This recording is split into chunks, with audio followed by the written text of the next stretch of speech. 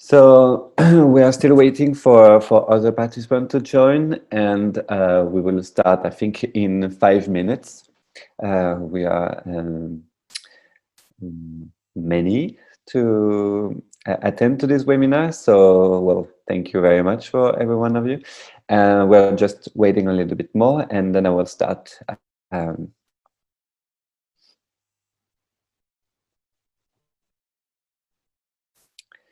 So I think I will start in about 5 minutes.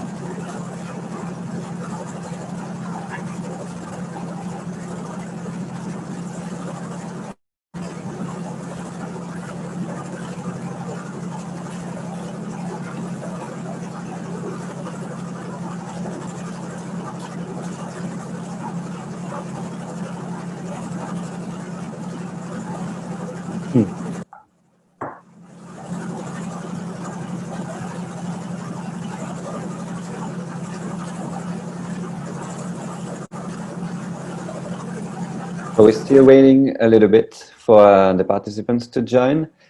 Please also cut your own microphone during the webinar. And then I will stop in a bit.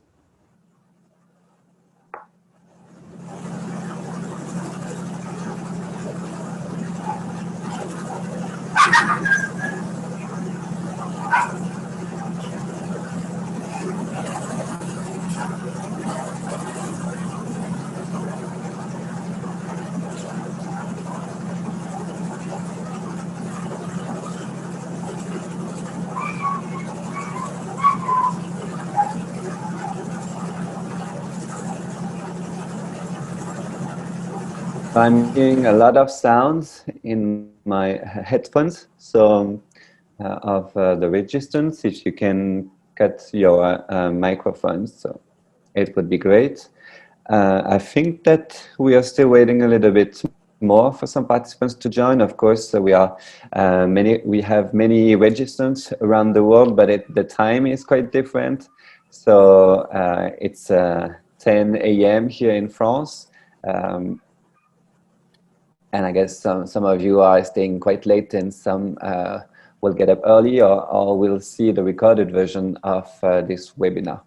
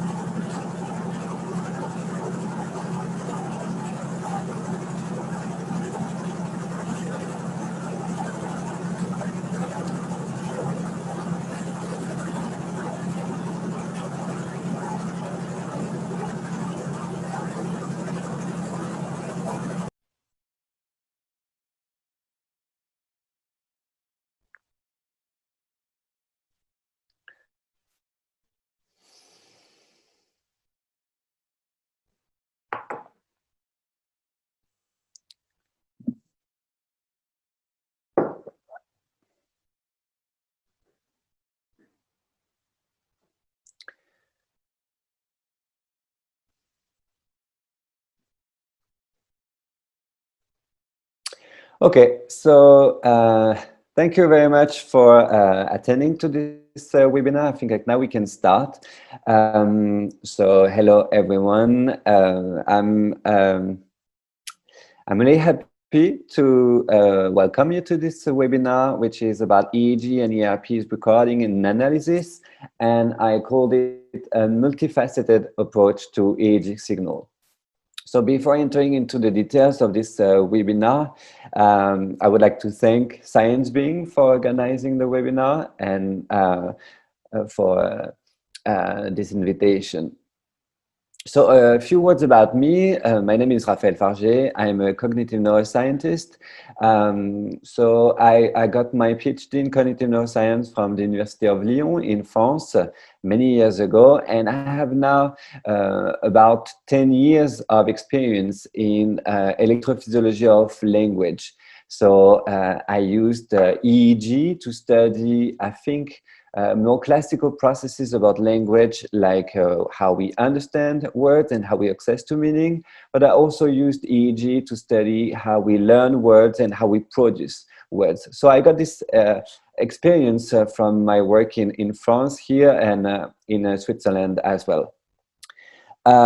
So a few words about the webinar. So I think that we will see some basics of EEG and ERP recording and pre-processing, and then I will present this multifaceted approach to EEG signal processing, meaning that I will present various ways of analyzing the EEG signal in relationship to cognitive electrophysiology of such as event-related potentials, which I think is the classical way of using EEG, but also microstates. This is something that is quite less mainstream.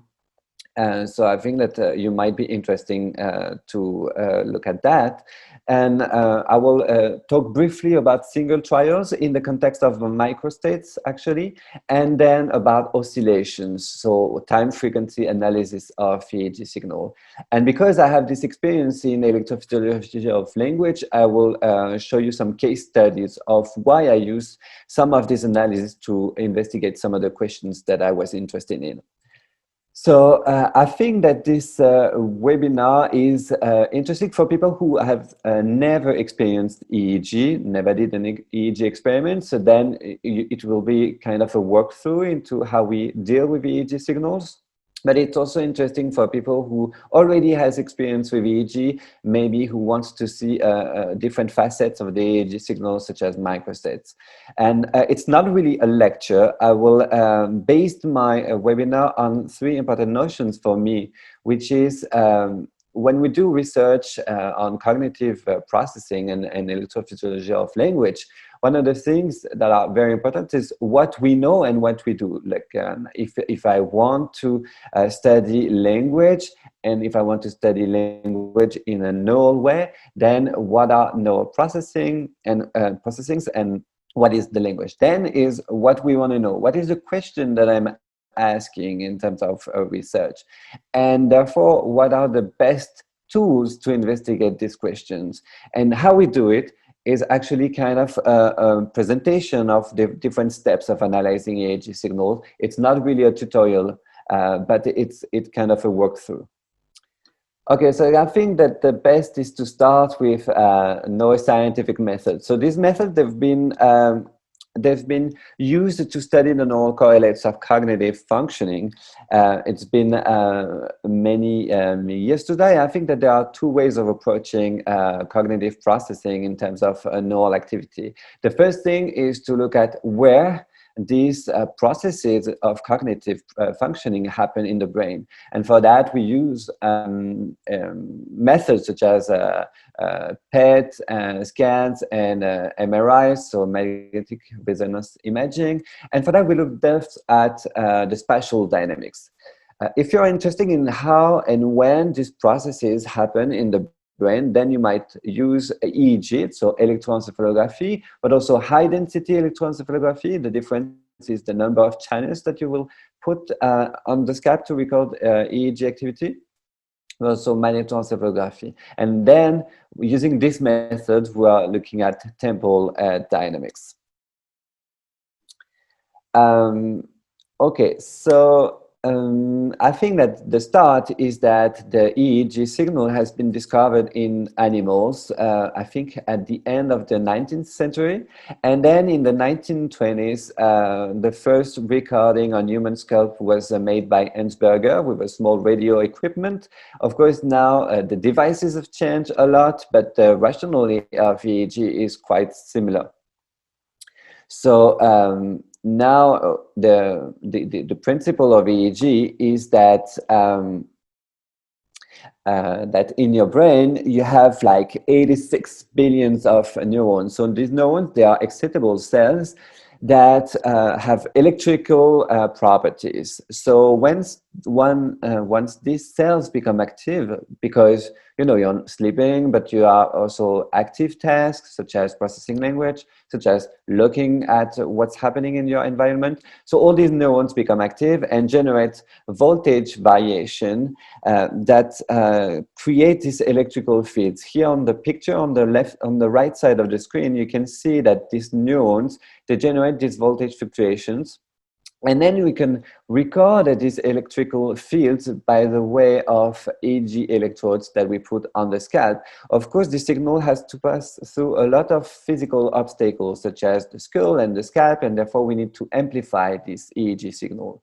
Another representation of the EEG recording is on the left side. You can see that there is one electrode put on the scalp, and then you record EEG based on many different electrodes. I think that because these changes of neural activity occurs really, really fast, this is why the EEG has this extremely good temporal resolution. Okay, so I think that the best way to understand how EEG works is to look at a short video of how it works when you record EEG signal into participants. So what you need is a head cap, electrodes, a syringe, and a volunteer. But these devices change. So the things that you might require to record EEG signal is quite different. So here you see a participant, which is very happy to get an EEG recording. So this is me, and the experimenter is a former colleague of mine, Marjolaine Cohen. So the first thing is to look at the size of the head, because we have different size for EEG caps. Then you put the EEG cap on the head of the participant. you might try to make him less nervous about getting EEG recorded.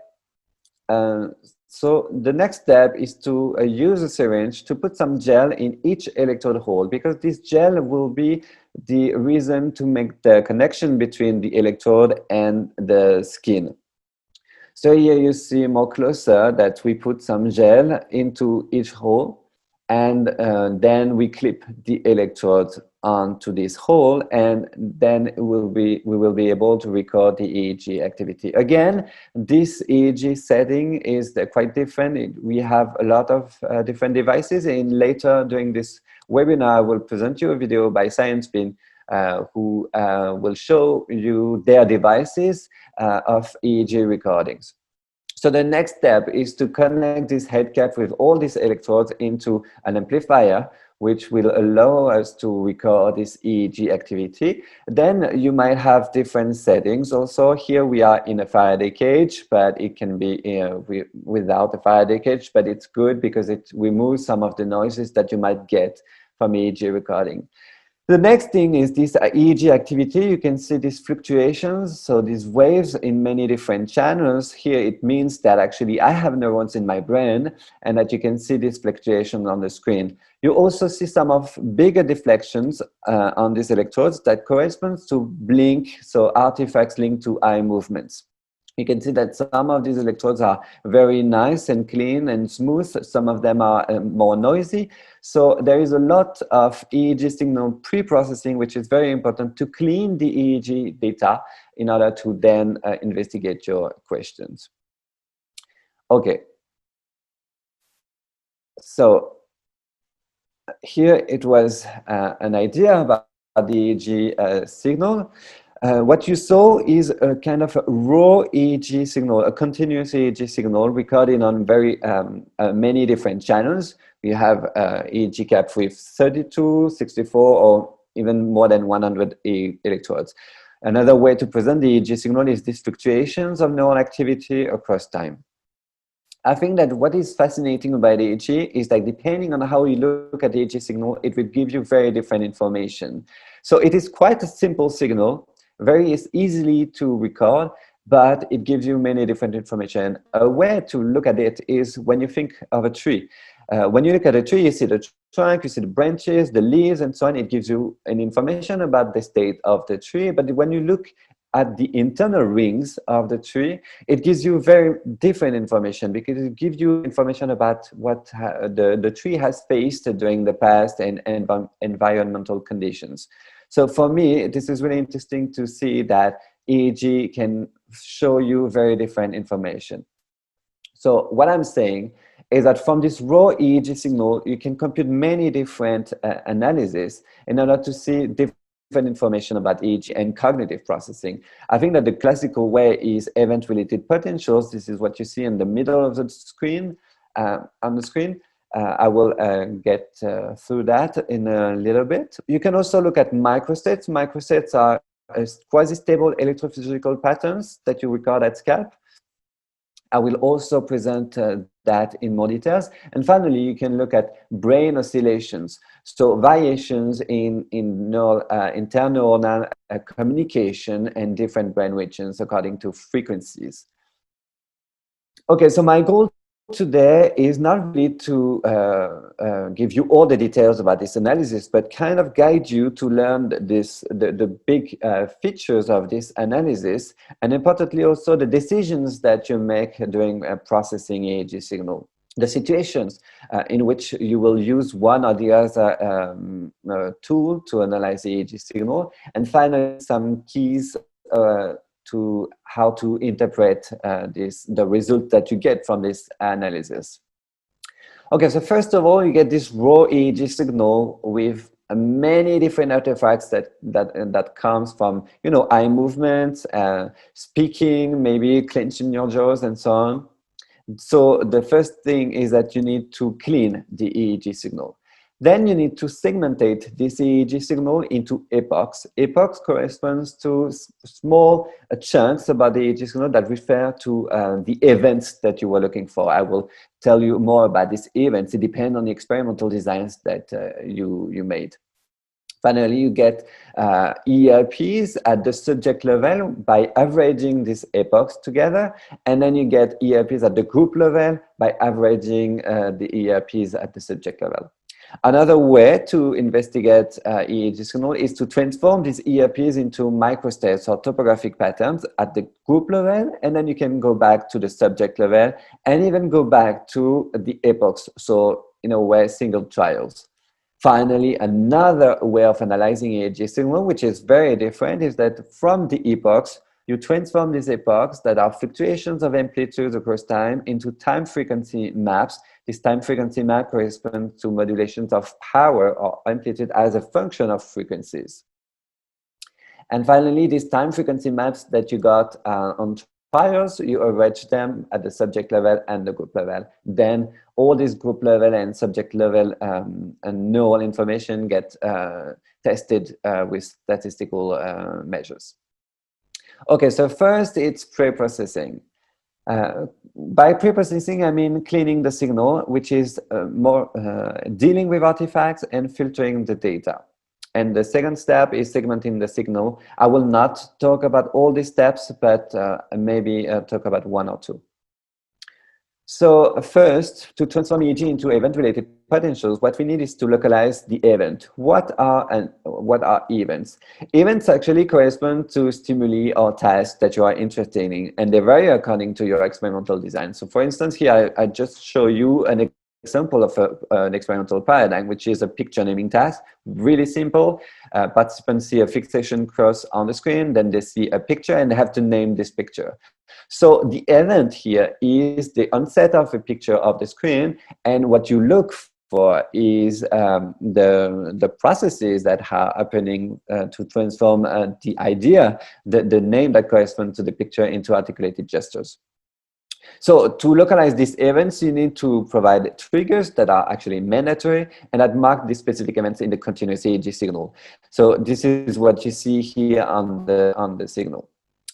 But then we need to clean the signal. Many different artifacts can happen when you're recording EEG signal. I think that the more current are ocular movements and blinks. So this is what you see here in pink.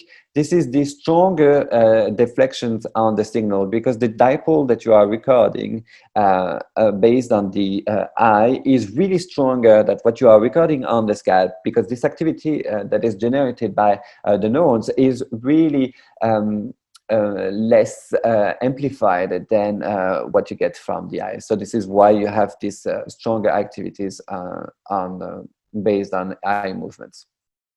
Another kind of artifacts are clenching joints, for example, of bruxes. You can see here that very noisy signal. And another one is electrode drift. So for instance, because of sweat or because of, I don't know, because you didn't put the gel in a good way while putting your EEG cap, then you have really massive electrode drift that you need to handle. So there are two strategies. And the first one is a manual inspection of your continuous EEG signal to eliminate all the trials that are contaminated by artifacts. The thing is that you need to decide a time windows of interest, again, based on your events, because when you present a picture, you want to see what happened a little bit before and what happened like 1 second after the onset of the picture. But the problem is that here, if you look at this signal that I presented, there are two events on tree that that should be discarded because of the artifacts that are contaminating the EEG signal. So one of the limitations of this strategy is losing too much. The other strategy is to reconstruct eye channels by using independent component analysis to remove eye movements. So this is a way of correcting the EEG signal, and this is also can be debated. I will just talk really briefly about this independent component analysis. The idea is that you have an original EEG signal here with many different channels, including ocular channels, and you transform this EEG signal into components. These components, they correspond to neural activities that are based on different topographies. For instance, here you can clearly see that there are some big deflections that are actually related to activity in the frontal electrodes, and actually they map the original ocular movements. So once you have delineated these components that are related to eye movements, you can remove them from the EEG signal, and this is why you get this corrected EEG signal. But again, what is important is that it is not always as clean as this picture. I can say that by experience, and you might need several attempts to get really the cleaner version of this ICA analysis. And it requires anyway a manual inspection beforehand, because you need to remove all the other kind of artifacts in order to get only blinks so that you have the best ICA removal. Okay, the next step is to filter the data. Why we need to filter the data? Because when you record EEG signal, you get it's kind of a noisy signal, and you can get also non-physiological activities such as sweat and so on. So you need to filter the data. What I'm presenting here on the right side of the screen is what happens when you change parameters of the filters that you are using. For instance, between the red one that you can see, which has many small fluctuations, and the black line here, you see a very smooth line. Well, in fact, what is different between the two is that we get a low pass filter. So all the frequencies that are above 30 Hertz have been removed. And this is, I think, a more current way of using filters for EEG and ERP analysis, is to have a low pass filter around 30 Hertz and to remove the line, the notch around 50 Hertz. But again, I think that it's very important to test the various filters when you're using EEG signal, and to see what is the best suited for your analysis.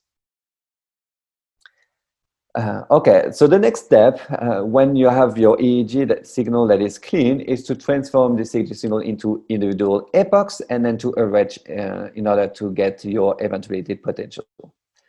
So we need to segment the signal before averaging the trials together. For that, you need to choose a given time window. As I was saying earlier, you need to have a small offer period before the onset of your event, and then a time window after the onset of your event, so that you can cover all the processes that you are interested in. So it's interesting because the figure that I presented in this PowerPoint doesn't have a baseline signal. But anyway, the idea is to get a signal before and after the onset of an event. Then you average your trials together according to your experimental conditions. In here, you have two different kind of trigger, the trigger X and the trigger O. And then you average it and you get ERPs. Because ERPs, they emerge only when you average trials together, meaning that all the things that are common across trials, so every time that you saw a picture, the processing of seeing a picture will be maximized, and all the things that are different across trials that are maybe noise will be removed, and this is how you get the ERP. I think that an important thing that I wanted to stress today is the number of trials issue.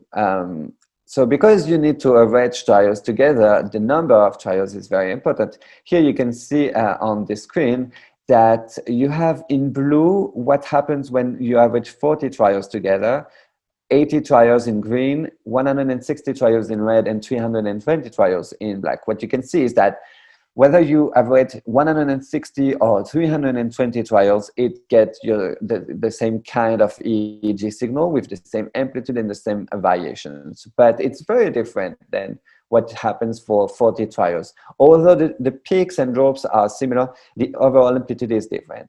And what is interesting is that when you look at EEG experiments in language, most of the time you don't get more than 40 trials. So this is really interesting to see that actually the number of trials affects what you are getting from your ERP analysis. Okay, so now we'll just briefly talk about a case study.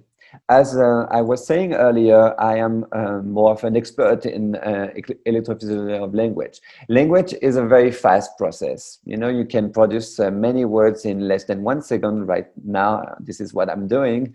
So this is the production, and you need to transform an idea, a thought, into articulated gestures, so words that you will utter. And then in a language comprehension way, you need to recognize these words. So that is perceptual processes, and then to access to the meaning of these words. And all these processes happen very fast. So in electrophysiology of language, or more generally in the neuroscience of language, we are interested in where and how and when those processes happen in the brain. But the thing that is very important is to understand these neurolinguistic processes as they unfold in real time, because as I was saying, language is very, very fast. So this is why we use EEG and event-related potentials. ERPs are not only for low-level perceptual processes. I think that sometimes we can read, what you can read on internet is that ERPs are very useful for these perceptual processes like hearing a sound. But actually, historically, we also got N400, which is a critical ERP component that is related to semantic processing. So in the 1984 and the beginning of the 1980s already, we got these event-related potentials related to semantic processes and related to language. So here I'm presenting a case study that I titled The Selective Deterioration of Word Understanding when Doing Concurrent Movements. So the idea here is that you can use EEG and ERPs to investigate how our brain process meaning. For instance, when you hear a sentence like "he sees the bat in the cavern," which is written here in red, the sentence makes sense. But when you hear the sentence "he sees the bat in the giraffe," then the sentence doesn't make sense because you don't see the bats in the giraffe. And actually, what happens is that this semantic incongruency, this violation of meaning, can be seen in the EEG signal by a strong deflection here in blue in the signal, a negative deflection that appears around 400 milliseconds after the onset of the critical word. So originally, we talk about an N400 effect, which is the difference between what happens in a sentence that is incorrect compared to what happens in a sentence that is correct. And this happens for many different sentences, no matter whether this is a noun, like "he sees the bat in the giraffe," or whether this is a verb, like "to find the treasure he counts," which is incongruent. But what is interesting here is that you can use that to study conditions in which you might expect that the semantic processes is impacted. For instance, in this experiment, what we did is that we asked participants to move continuously while hearing to the sentences. So he sees the bats in the cavern and you are moving your hand. What happens is that actually only for the condition where, only for the sentences that has an action verb in their sentences, like "to find the treasure he digs" and "to find the treasure he counts," only in that condition, we found that a reduction of the N400 effect that you can see here on the graphic, which is the amplitude of the N400 effect, and it was really smaller in the condition when you had to do a movement compared to the condition in which you didn't have to perform a movement. And we didn't see the same difference for sentences that use only nouns. So there are different approaches to get these ERP differences. First of all, you can look for the peaks. Because it's an N400, it's a peak, a negative peak that appears around 400 milliseconds. So you can look at this peak and test for the amplitude of this peak and the latency of the peak and compare into your conditions.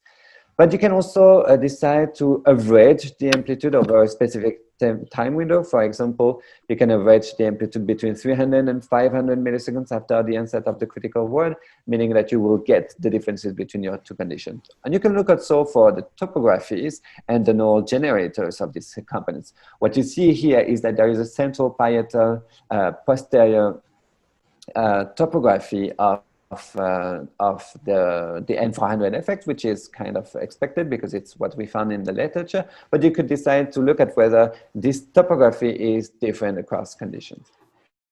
So I would like to mention that here the N400 is plotted downwards, so you have negative signal downwards, but actually conventionally you need to plot the N400 and all negative ERPs upwards. So this is kind of an unconventional way to present the data.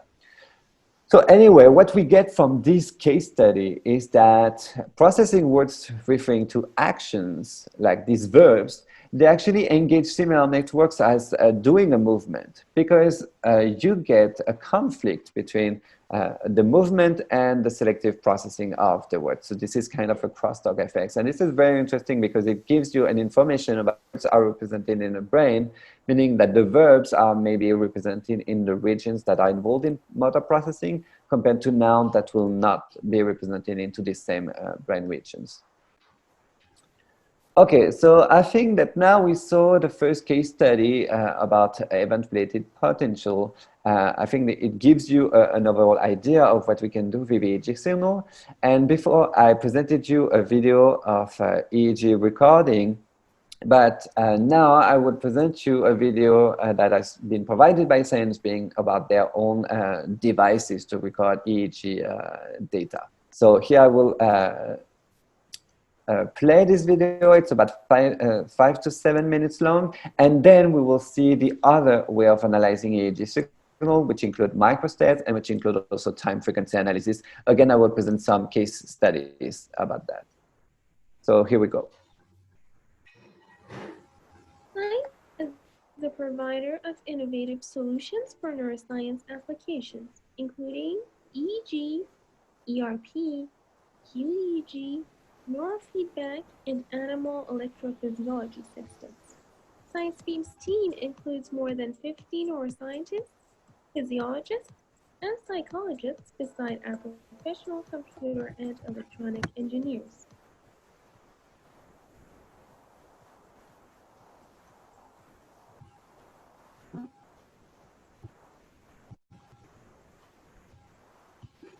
Over 20 years of experience, they have been able to design and produce lots of high-tech electrophysiology and neuroscience products. scienceBeam is an international company that is founded in China and expanded rapidly across the Middle East.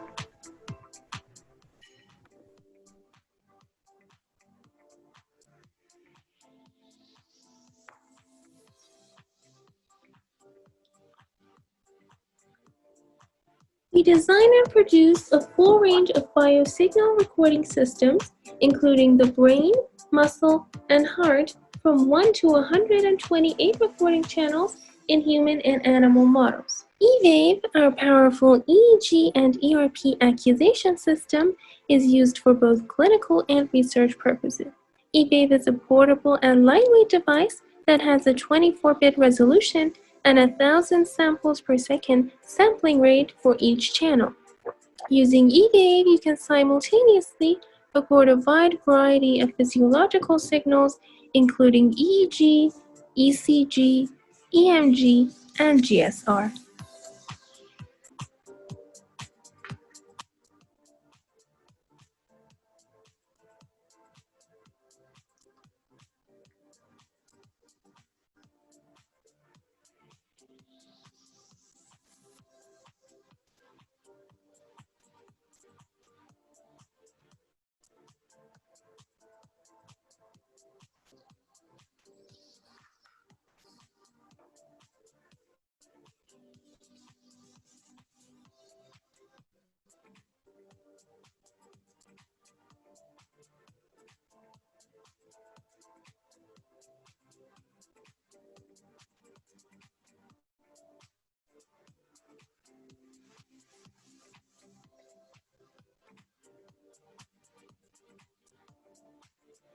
For research purposes, scienceBeam has offered eWave Plus, that is a precise EEG/ERP accusation system with 32, 64, or 128 recording channels. This high-tech amplifier can be used for simultaneous recording of EEG with TMS, TDCS, and FNIRS.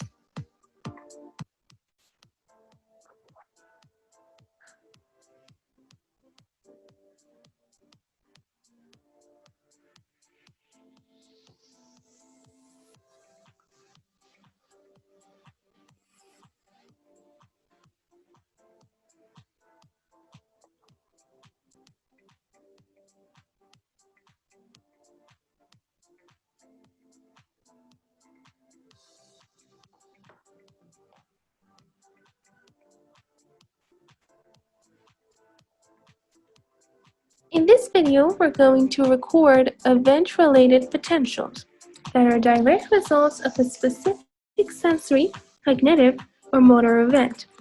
We're going to apply visual stimuli to the subject in a few trials and record the ERPs. To do so, scienceBeam has offered an excellent ERP sensor consisting of 4 LEDs, which record ERP exactly at the same time that the stimulus presents on the monitor and the subject sees it.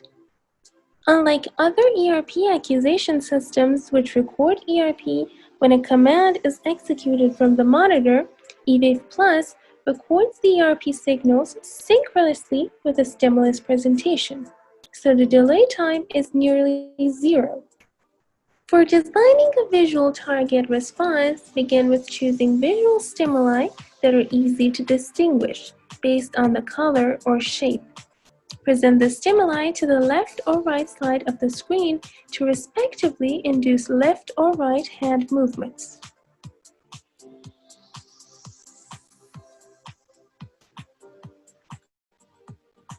To register the responses to the stimuli, provide the subject with 2 big response buttons with very low force requirement to ensure that the subject is easily able to respond. Use response devices that can register button presses accurately and deliver related stimulus markers to the EEG computer in time.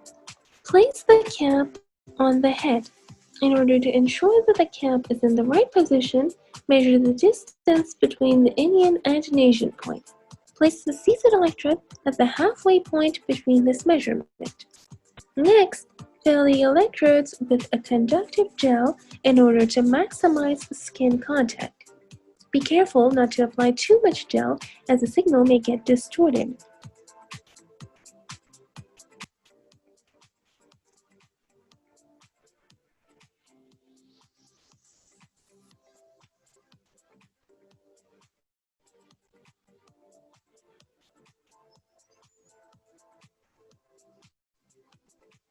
Finally, when a stimulus is presented on the computer screen, use a stimulus delivery and experimental control program that is time accurate to send time-locked markers to the data accusation protocol.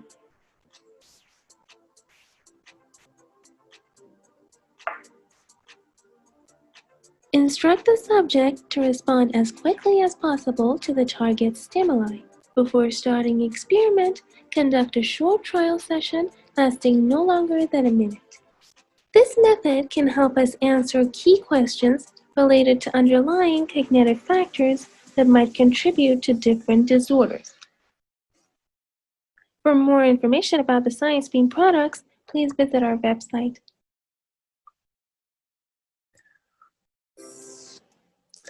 Okay, so we are back. I hope you enjoyed this video. I think I was pretty fast in presenting these pre-processing steps. These pre-processing steps are very important because they are common to all this way of analyzing the EEG signal. Now I will present to you with a microstate. So we saw the basics of ERPs, and now I'll present microstates. In a way, a different way to put this event-related potentials is to look at that. So one, you have an experimental condition, you have activity in your brain, and then you get this EEG signal, which is a modulation of amplitude of neural activity across time. And in a second experimental condition, you have a different EEG signal. So basically what you do is that you compare these 2 EEG signals together. So you put them together and you look at the differences in waveform amplitudes and you look at the delay in specific ERP components. This is what I showed you earlier with this case study of N400 effects. But these modulations, they can reflect a shift in the onset or in the duration of similar processes. But it can also be the case that these differences actually reflect different underlying processes, meaning different underlying networks, neural networks that are involved, and therefore you can relate that to different mental processes. So I will present you with this microstate. The idea is that first they were found in resting state activity. So this resting state activity. So for instance, you are closing your eyes, you are resting, and you have EEG that is recording, and then you have this fluctuation of neural activity. Actually, when you perform a microstate analysis, so a spatiotemporal segmentation, you get different stable electrophysiological pattern at scalp, and that you get these 4 different classes of microstates. So these microstates, they are defined by their spatial configurations. Here, for example, the class A has this posterior, left posterior positivity, whereas the C class has this really central posterior positivity, and the D class has this really strong negativity in the frontocentral side of the scalp. So you get very different sequence of microstates, and this is interesting because then you can look for clinical populations whether they have the same sequence of microstates. Some of them are present, and so it's a very different way of looking at the EEG signal than ERPs, because this information about these stable activities, you can't really find them with ERPs. So I think that one of the things is really important to understand the rationale of microstate. The microstate, they can be applied in cognitive electrophysiology as well, because I presented you that they were found in resting state activity, but you can also try to compare 2 different conditions. Here, what you see on the screen is 2 different examples of an EEG signal. Also, the idea is that I presented you an EEG signal that have different lengths. This is not really a problem for microstate analysis. I will use that only to explain the rationale of microstates. So the idea with microstate is that it allows you to summarize the EEG signal into stable electrophysiological patterns at scalp. Here, all the different colors that I present on the screen correspond to different microstates and their own specific duration in the EEG signal. And you can find on the bottom of the screen the spatial configurations of these different microstates. So they are labeled and they have different duration in the EEG signal. Roughly, what you can look at is 2 kinds of results. First is quantitative differences. So you get the same microstate in 2 different conditions. Here, for example, the pink one, which has this, if you look at the below, at this left posterior positivity, this specific microstate have different duration in my 2 conditions here.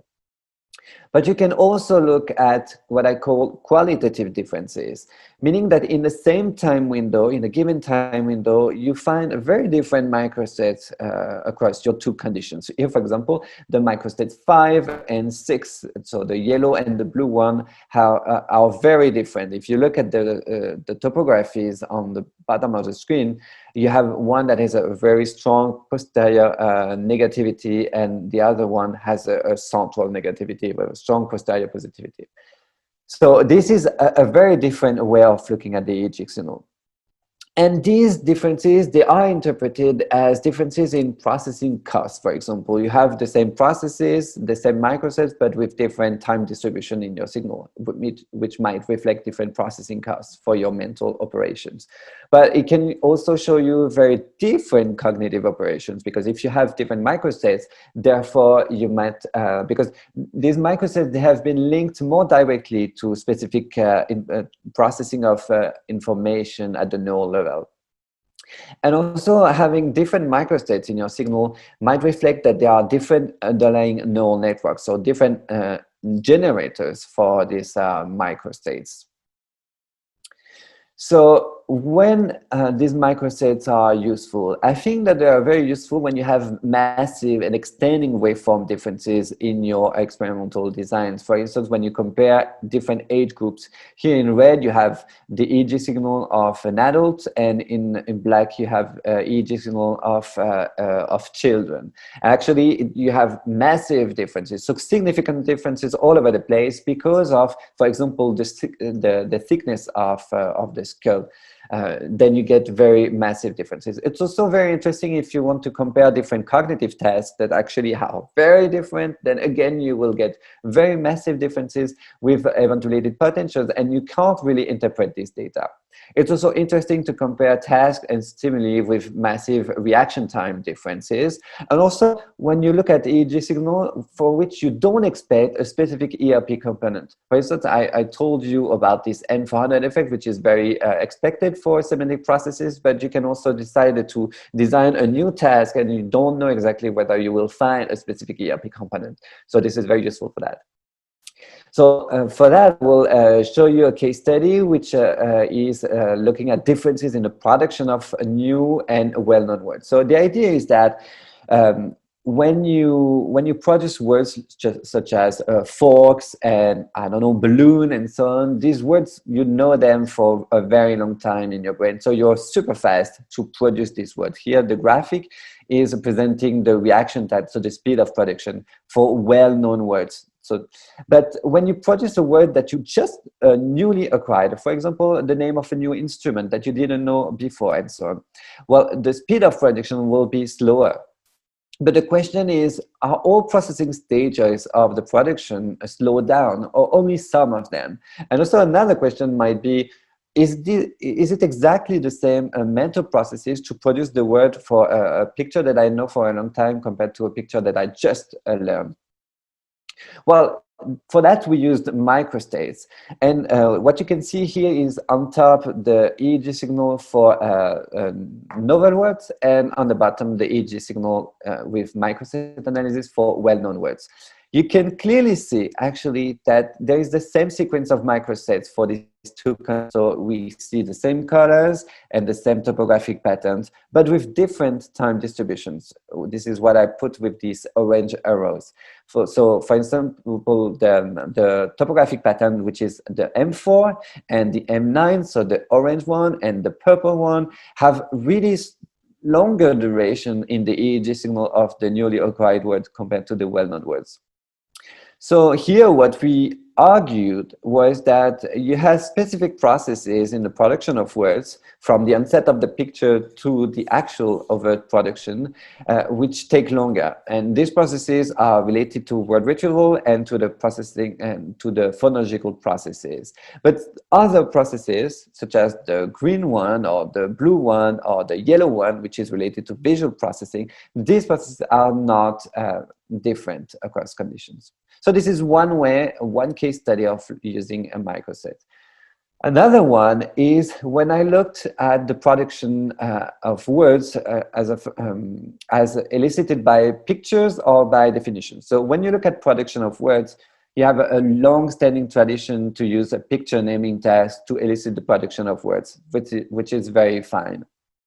But actually, it is not the only way to produce words. And if you think about it, when you are talking with someone, you have definitions, you have sentences that are produced, and therefore you can retrieve words from definitions. So here we clearly looked at the differences between naming from a definition and naming from a picture. This is an experimental design that you can see on the screen.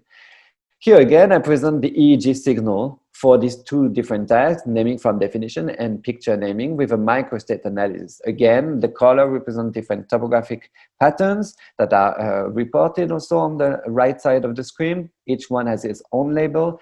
It has its own topographic configuration, and it has its own duration in the EEG signal. What you can see is that we have similar microstates across the two tasks with different time distribution, but we also have different microstates.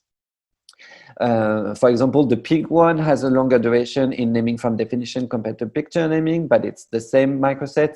But in the earlier processes, those that are more close to the stimulus onset, we have very different microstates. So what we argued here is that the word retrieval, so the late processes of production, are achieved similarly, but you have different cognitive operations that lead to word retrieval. Different cognitive operations because we find different microstates, and these microstates, they reflect different underlying networks, and they reflect the different way of processing information. So it is quite different than what I used for ERPs, because here I presented you the rationale of microsets and a case study, and now I will present you the basic steps of computing this microset, which we call the spatiotemporal segmentation. So to transform EEG into a sequence of microsets, you need to use group averaged ERPs with a similar preprocessing as for ERPs. We performed afterwards a topographic consistency test, which is important to test for whether there are some noise in the EEG signal and whether the topographic differences that you might get are only random or not. Then you apply turnover, which is a measure that uses the global dissimilarity in the signal to identify periods of significant difference in terms of topographies. This is also an important step. And then you perform the spatiotemporal segmentation. So as I was saying earlier, this is a way of summarizing the EEG signal. So you get an algorithm of data compression, and you look for the minimum number of topographic patterns that explain your EEG signal. So for example, at each sampling point, you get a topographic pattern, and the idea is to compress these patterns. Every time you get a similar topographic pattern, you get one specific topographic microstate, and so on, and then you report the duration in the EEG signal. For that, you have several toolboxes. You have several parameters to check. We don't get to see them in details today during this webinar, but these are very important to be careful for. Finally, you can look for the statistical validity of this procedure, which you call a fitting procedure. So the idea is to look for these patterns in the individual event-related potentials. An idea, this is here, I present a picture of an example of this fitting procedure. What you can see is that, okay, some of these microsets are really fine, found on the same time windows, some are quite delayed, and this is a way to really test whether this analysis is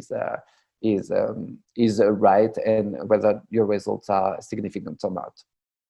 So for the statistics, you can look at different parameters, for example, the presence of a specific given pattern in your EEG data, the duration according to your experimental condition, the global explained variance, and so on.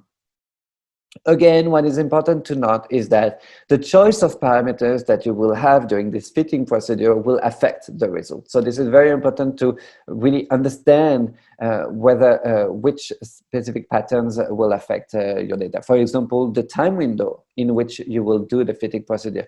Do I want to test for all the microsets that are in the signal? Do I want to test a specific time window, and so on? So EEG microsets, they are found on event-related potentials, but they can be backfitted on individual trials, and this is what I call single trials. But why using single trials? Well, first of all, you can avoid, therefore, grouping your experimental stimuli in a few categories. For example, it's very interesting in the language domain that you have so many words with so different meanings. Sometimes you want to make some short categories like abstract words compared to concrete words, or like verbs versus nouns. But sometimes they have so many different properties that it would be better to get a bigger picture with all these properties being taken, all these properties that you might be interested to look at. So therefore, you might average the items across participants rather than average the trials. This can be done on waveform amplitudes. I'm not talking about that, but you can find this with several toolboxes. And it can be done on topographic analysis, as I was saying. For example, here is an example of the fitting procedure over like 450 trials. What you clearly see is some kind of regularity, and because you see all the colors that are kind of in the same time window, which is good, but you can also sense a little bit of variability. So this is really interesting to look at these single trials and to perform, for example, mixed models where you look at the properties of trials and whether they affect your EEG signal at specific time points. So this is what I did when I compared this naming from definition compared to naming from a picture. Well, I used the properties of my items to do a single trial analysis and to see whether some specific properties were affecting the EEG signal at a specific time point. So for example, the animacy, which is whether the word corresponds to an object or an animal compared to a manufactured tool, well, this affects a specific time window, which is around 200 milliseconds after the onset. And then you can look at whether the same parameters affect the signal in the same way across your conditions. For example, here, the age of acquisition of the words are affecting the signal in the same time window, but which are underlined by different microstates. So the idea is to use this single trial analysis to test whether some processes are modulated by several properties of words. And these single trials, they can also be used to highlight whether you have serial versus parallel processes in your signal. I think that some of the criticism that we can get for these microstates is that because it has a really important sense of sequentiality, you might cover the idea of parallel processing. But here, clearly, if you get the parameters and some properties of words, if several properties of words are affecting the signal in a given time, that it gives you a sense of a parallel process. So I think that it also can contribute to better delineate neurolinguistic processes, and this is why I think that is really powerful. Okay, so now that we saw microstates, we will get to time frequency analysis. And so for time frequency maps, you get them from epochs. The idea is that the continuous EEG signal that you saw has fluctuations over time. It is the result of the neural activity across millions of neurons within your brain. And the idea is that any signal can be expressed as a combination of different waves, each with its own frequency, amplitude, and phase. So what you see here, for example, is the original EEG signal, and you can decompose this EEG signal into different waves that are different according to different frequencies. What is super interesting is that these different waves, they are defined by different frequencies, meaning that the amplitude of the oscillatory dynamics are different, and they are also generated by different ensembles of neurons. Keep in mind that these oscillatory dynamics, they reflect the interneuronal communication between neurons. So this is a very different information than event-related potentials. This is not necessarily linked to a given event. And as I was saying, these different frequencies, like the delta, which are the low frequency, the theta, a little bit less slow, and then alpha and beta, who are faster oscillations, and finally the gamma, which are the fast oscillations. They are generated by different nodes, and they also reflect different cognitive processes. For example, the delta oscillations, they have been linked to sleep processes. The theta oscillations have been linked to memory processes. Alpha has been linked to attentional processes. So differences in the desynchronization and synchronization of activity within brain regions lead to these different processes. The beta oscillations have been linked to motor regions. For example, they are generated by the neurons in the M1 cortex. Finally, the gamma have been into perception. This is the long-standing tradition, but now I think that we use time frequency analysis in a more exploratory way to look at, to use that as a new way of analyzing EEG signal to get information about your cognitive processes. So to transform EEG into modulations of brain oscillations, what we need is the epochs, with overall similar pre-processing as for ERPs, but you need different lengths. Because you have so many different oscillations with different frequencies, properties, so meaning different durations of the oscillatory dynamics, you can't really have a small chunk, because otherwise you might not be able to see all the frequencies. You need to transform these epochs into time frequency maps and then average it. So you have many different toolboxes to do that. I will get through that a little bit later. And we need to take care of baseline normalization. I think this is something that I didn't talk about during ERPs, that you need to correct your ERPs according to the baseline period, so the pre-stimulus baseline period. And this is also very important for time frequency, because what you get is a difference of oscillatory dynamics as compared to a resting state or as compared to a baseline period. So basically what you look for is the specific waveform in the signal, which have different frequencies according to what I told you earlier, so the delta, alpha, and so on. And what you get is a very different representation compared to the ER, which was a variation of amplitude across time, so voltage fluctuations. Here it is a variation of amplitude, but what we call is power, because it's a variation of function of time in a given frequency band. So you get this color map with a red, which are higher power data, and the blue, which are smaller power. So yeah, this is that. And here the figure present is without the baseline correction, or not really correction, but baseline normalization, and with the baseline normalization. So clearly with the baseline normalization, you see more of the small differences that you might get in a given cognitive task. So keep in mind that with this time frequency analysis, you get different synchronization patterns of brain oscillation that can account for different cognitive processes. So here I will present a case study of using this way of analyzing the signal to look at language processes, and in particular to look at the emergence of shared networks between language and motor regions for the processing of action words. This is a study that was in the framework of the question that looks at how words and their meanings are represented or implemented in the brain. So you know that semantic knowledge, or you might not know it, but actually semantic knowledge is distributed in the brain, in the motor regions, in the olfactory regions for cinnamon, for example, in the visual regions, and so on. And for words, the idea is that words referring to action, they are represented through language regions and through regions that are linked to motor processing, and that words referring to visual objects will be represented through networks that encompass language and visual regions. The question is it the result of learning? For example, because I learned that the word drink is an action word that is related to an action of drinking, is it therefore represented in the brain in the motor regions? So what we did is a learning experiment where we compared what's happening when you process a word that has been associated to a motor action and a word that has been associated to a visual object.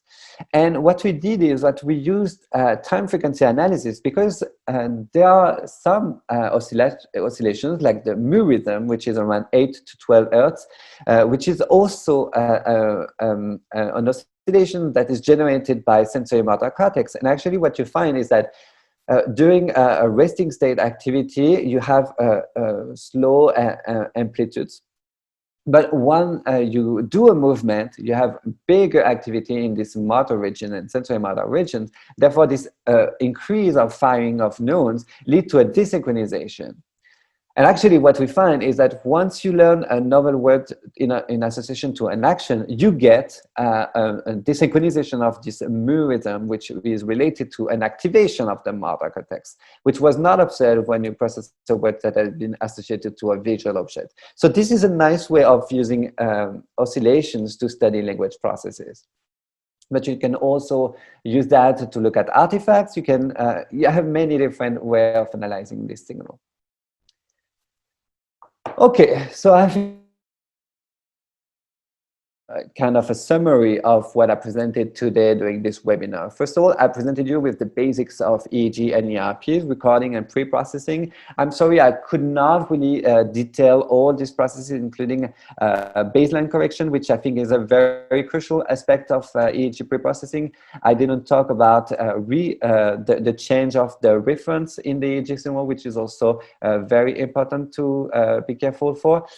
But yeah, I wanted to present you the multifaceted approach to EEG signal processing, which includes the event-related potentials, so the fluctuations of amplitudes in a given time window as a function of a stimuli or an event. I presented you with the microstates, with a way of using single trials and some oscillatory dynamics.